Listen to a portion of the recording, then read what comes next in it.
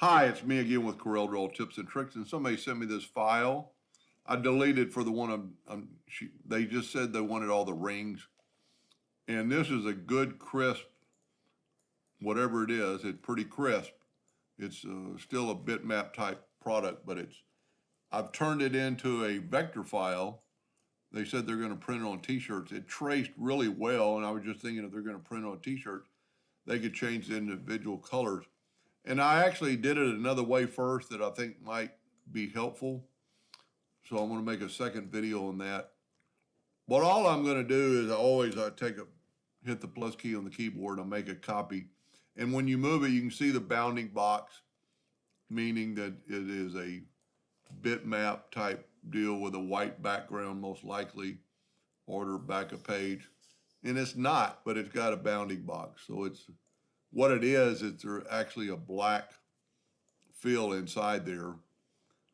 Anyway, so this is our copy. I'm going to go to convert it to a bitmap. I'm not going to do anything to it.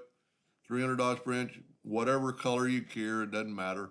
And then go to trace, outline trace, clip art, which I use 99% of the time. Takes just a second, it's already done. And there you have it. That would print like that, but if you go to object, order, or group and ungroup, then you could take away all the black and just take your pick tool and just click on the blacks, which you could not do in the original. If you take the original, it deletes the whole thing. I don't even think you can ungroup it because it's not like that. But that would work if they're going to print that on a t-shirt, or very easily take the Smart Fill tool and just change the colors. And I'm just doing a light blue and a dark blue and then hit all the other areas that are the darker gray.